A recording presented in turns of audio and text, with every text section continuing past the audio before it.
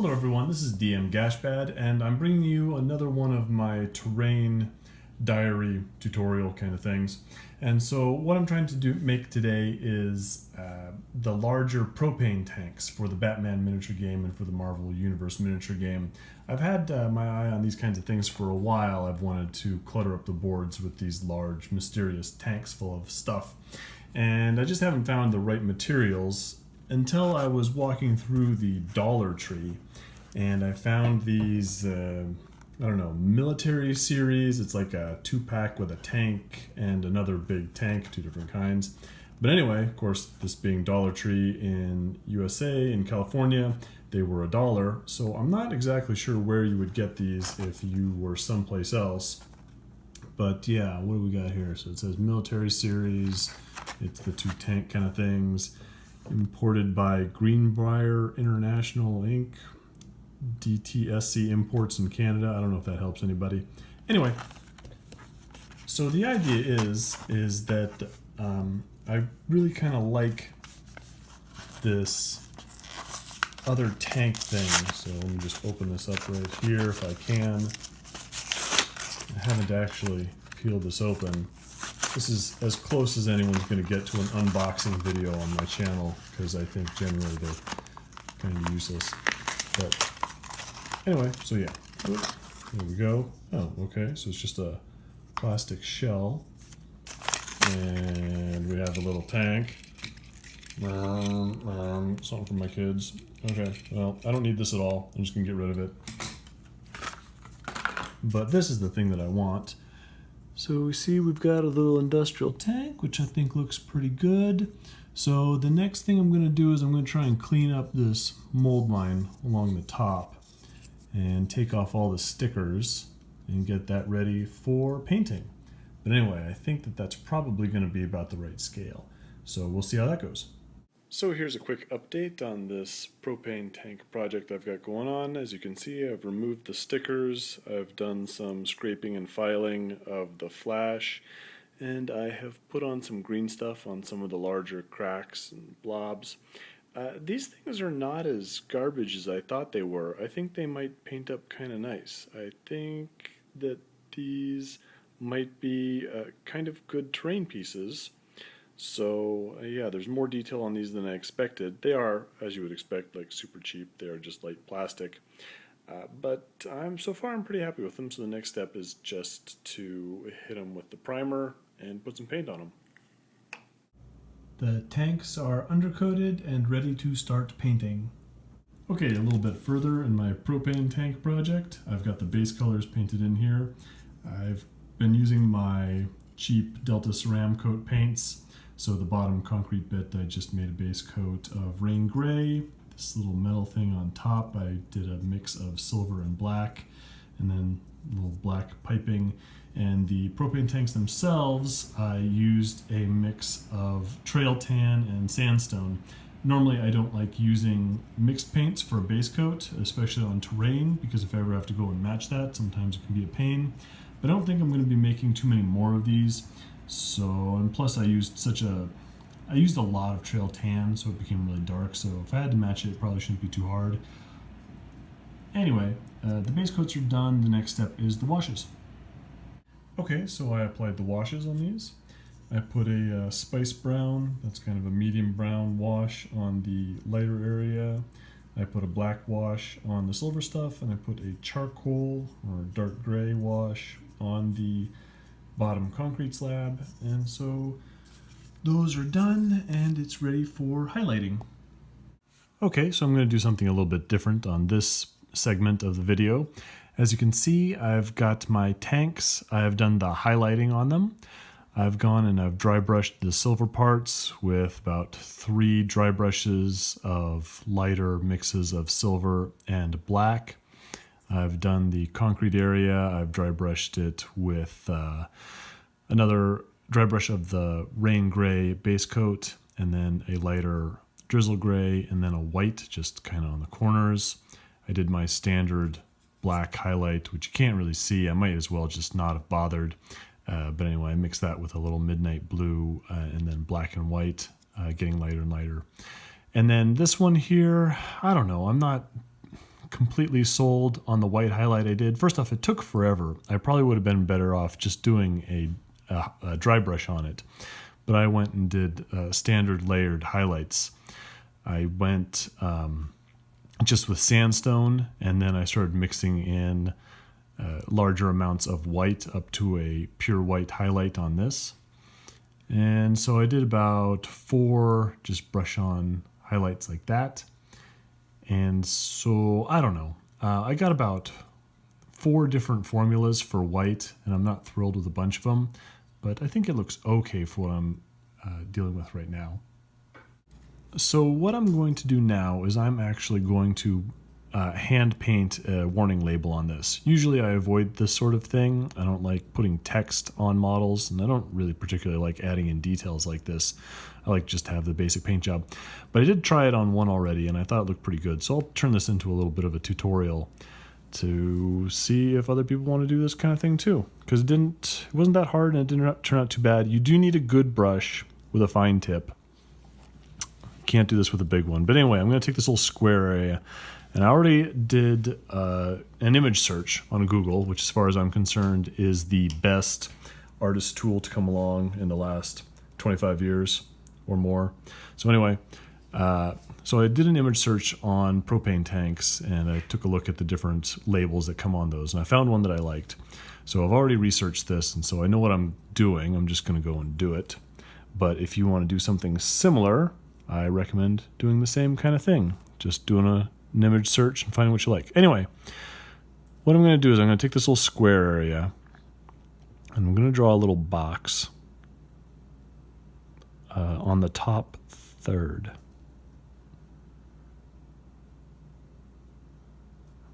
I'm going to be careful, but I'm not going to really stress out. The fact is, it doesn't have to be perfect. You just need to give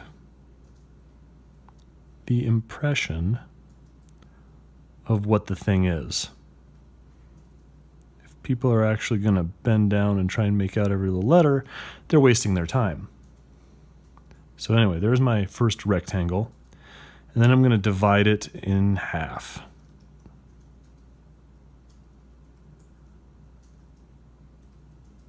This is harder to do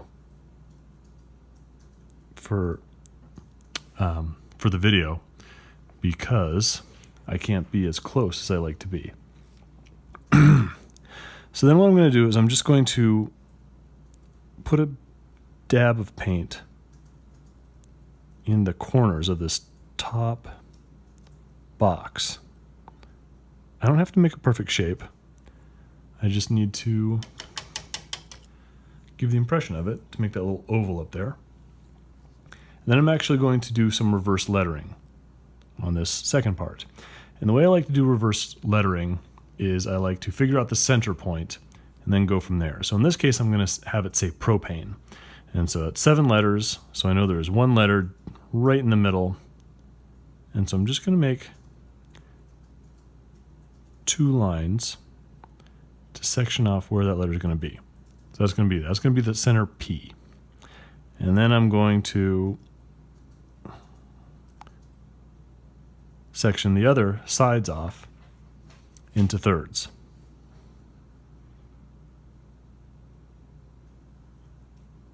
Okay, and that's where all my letters go. And then I'm going to just draw in little dabs of paint to give the impression of those particular letters. So the E is real easy. I just put 2 little spots on the side, makes it like that. The N is hard to do completely accurately, so all I do is I do 2 little lines, kind of offset on the top and bottom. The A, we're just going to trim those edges on the top like that, and then just put a spot right there. I'm not going to worry about the center dot. Kind of same thing with the P. I'm just going to notch out that lower right-hand corner. Not going to worry about the spot. The O, I'm kind of doing like I did up above. I'm just going to put a little dab in each corner, and I will try and put a little in the center. the R. Again, you get the idea. I'm going to put a little dab right there, a little dab in the middle there. Oh, good. And again, that last P, just going to do it like that. And there you go. So that's pretty good. And I'm going to take, so that was black, obviously. Then I'm going to take a little Tompe red, just a bright red. We're going to do much the same thing. So this top area, I'm going to outline an inner oval shape.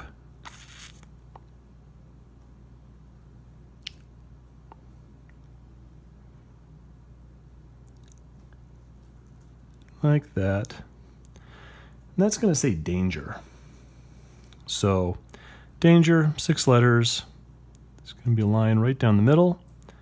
And I'll separate each part into thirds, like that. Here's where the R is. There's where the E is. Here's where the G is. So these letters are smaller, so I'm just not worried about making them absolutely perfect. N, just a little top.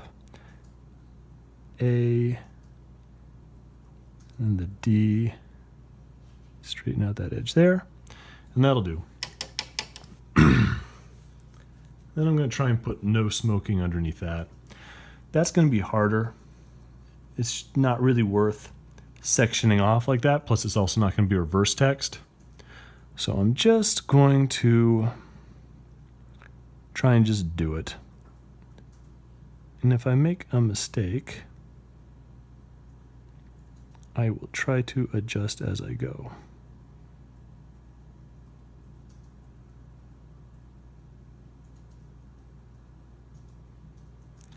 Of course, if I mess up, I can always take that sandstone color, that white that I was using,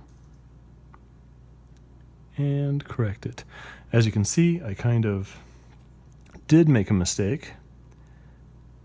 This is not as wide as it should be. So I'm going to try and stretch it out a little bit towards the end, but not too much, because they'll just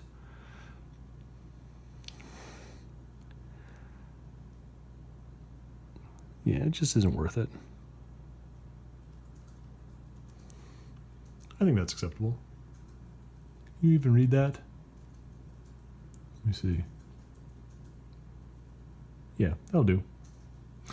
Anyway, last thing I'm going to do is I'm going to do a little fire hazard symbol right here. Again, this is a little symbol that I looked up online. So I'm going to draw just a little square, like, oops, that made my brush a little bit too wet, so it dripped a little bit. So yeah, I didn't thin my paints out as much because I didn't want them to run. I wanted to stick right where I put the paint down. But that time it was a little bit more wet, so it bled a little bit, but that's okay. So then this is that's a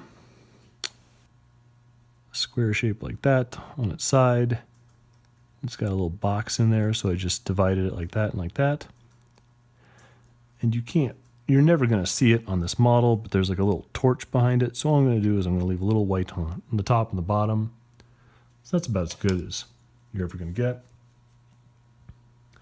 And then it has some sort of number code or something in that little center box. I'm not going to worry about trying to make a number, but I am just going to put a little bit of black in there to give the impression that there might be a code or number in there. And anyway, so yeah, that's that. So here's the one that I did initially when I was able to look at it a little bit more closely. And so, I don't know, you might disagree, but it actually was easier than I thought it was going to be. So if you want to try that at home, go ahead. The next step is I'm going to add some washes and some rust effect. So the first thing I'm going to do is I'm going to take my brown iron oxide and wash down the white area and the metal area, And I'm going to take like a burnt umber and kind of splatter some around the concrete area. And I'll check back after that. So here we are after the brown washes. And you can see I tried a couple different ways of putting that on. So anyway, we'll let those dry and then go with some Adobe Red stippling on the rust areas. And here they are after the Adobe Red stipple. Next up is the orange. And here are the almost final product. I had a little orange stipple. I may have gone a little crazy with the rust effect. It's possible I should have left at least one more clean, but it is Gotham, and at least they'll match. Anyway, the last thing to do is to hit it with a matte varnish to protect them. On the game table, I'll be using a Games Workshop Purity Seal. I'll come back when everything is completely done.